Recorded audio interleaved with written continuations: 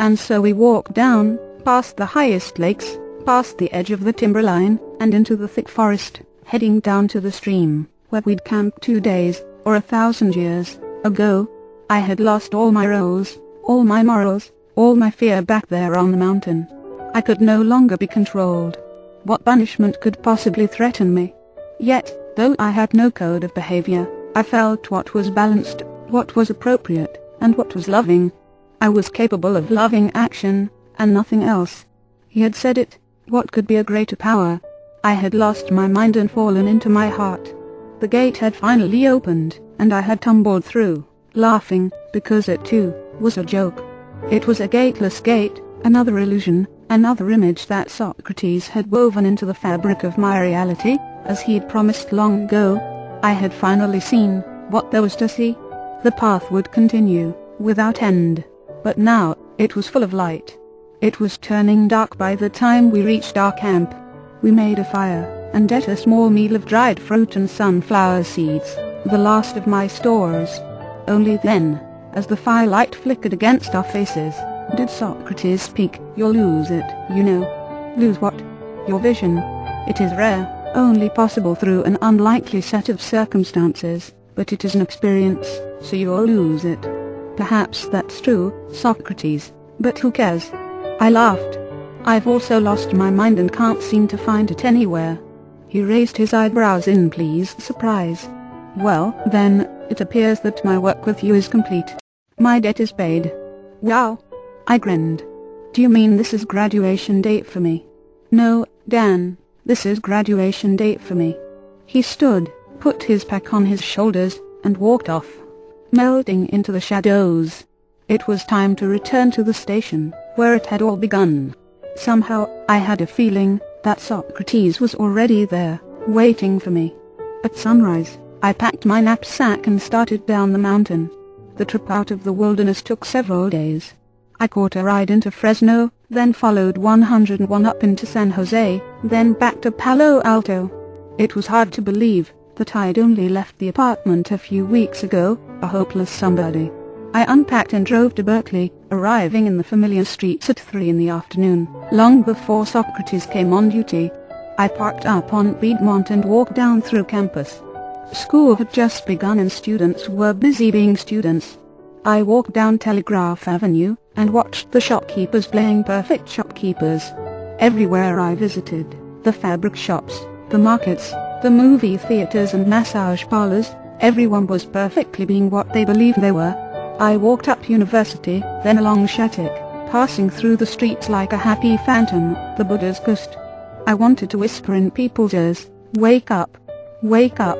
Soon the person you believe you are will die, so now, wake up and be content with this knowledge.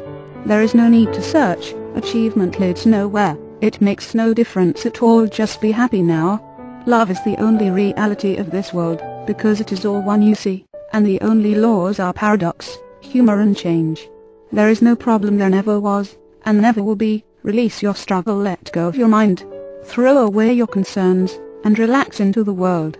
No need to resist life, just do your best. Open your eyes, and see that you are far more than you imagine. You are the world, you are the universe, you are yourself, and everyone else too. It is all the marvelous play of God. Wake up, regain your humor, you are already free." I wanted to say it to everyone I met, but if I had, they might have considered me deranged or even dangerous. I knew the wisdom of silence.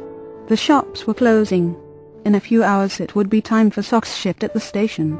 I drove to the hills, left my car, and sat on a cliff overlooking the bay. I looked down upon the city of San Francisco in the distance, and at the Golden Gate. I could feel it all, the birds nestled in their nests in the woods of Tiburon, Matin, and Sausalito. I felt the life of the city, the lovers embracing, the criminals at work, the social volunteers giving what they could. And I knew that all of it, the goods and bads, the high and low, sacred and profane, were all a perfect part of the play. Everyone played their roles so well. And I was all of it, every smidgen of it. I gazed to the ends of the world, and loved it all. I closed my eyes to meditate, but realized that I was always meditating now, with my eyes wide open. After midnight I drove into the station. The bell clanged my arrival. Out of the warmly lit office came my friend, a man who looked like a robust 50-year-old, slim, leathery, graceful. He came around to the driver's side, grinning, and said, "Fill her up." "Happiness is a full tank," I answered, then paused. Where had I seen that saying before? What was it I needed to remember?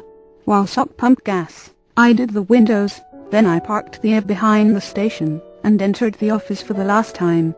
It was like a holy place for me, an unlikely temple. Tonight the room seemed electrified. Something was very definitely up, but I had no idea what. Socrates reached into his drawer, and handed me a large notebook, cracked and dried with age. In it were notes written in a careful, finely wrought hand. "This is my journal, entries of my life, since I was young. It will answer all your unasked questions. It is yours now, a gift. I've given everything I can. Now it's up to you. My work is done, but you have work still to do. What could there possibly be left?" I smiled. "You will write, and you will teach. You will live an ordinary life, learning how to remain ordinary in a troubled world to which, in a sense, you no longer belong. Remain ordinary, and you can be useful to others." Socrates rose from his chair, and aligned his mug carefully on the desk, next to mine. I looked at his hand. It was shining, glowing brighter than ever before.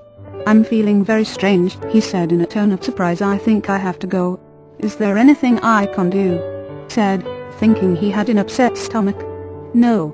Gazing into space, as if the room and I no longer existed, he walked slowly to the door marked private, pushed it open, and stepped inside. I wondered if he'd be alright. Since the time in the mountains had drained him, yet he was shining now as never before. As usual, Socrates didn't make sense. Sat there on the couch, and watched the door, waiting for his return. I yelled through the door, "Hey, Socrates, you're glowing like a lightning bug tonight. Did you eat an electric eel for dinner? I must have you over for dinner this Christmas. You'd make a wonderful decoration for my tree." I thought I saw a flash of light under the crack in the door. Well, a blown light bulb might hasten his business. "Sock, are you going to spend all evening in there? I thought warriors didn't get constipated." 5 minutes passed, then 10. Sat holding his prized journal in my hands. I called him, then called again, but I was answered by silence. Suddenly I knew, it wasn't possible, but I knew it had happened. I leaped to my feet, and ran to the door, pushing it open so hard it struck the tile wall with a metallic clang that echoed hollowly in the empty bathroom. I remembered the flash of light, minutes ago. Socrates had walked, glowing, into this bathroom, and disappeared. I stood there a long time, until I heard the familiar station bell, then a honking horn. I walked outside and mechanically filled the tank, taking the money on giving change out of my own pocket. When I returned to the office, I noticed that I hadn't even put my shoes on. I began to laugh. My laughter became hysterical, then quieted. Sat back on the couch, on the old Mexican blanket now tattered, disintegrating, and looked around the room at the yellow carpet, faded with age, at the old walnut desk, and the water cooler. Saw the 2 mugs, Socks and mine, still sitting on the desk.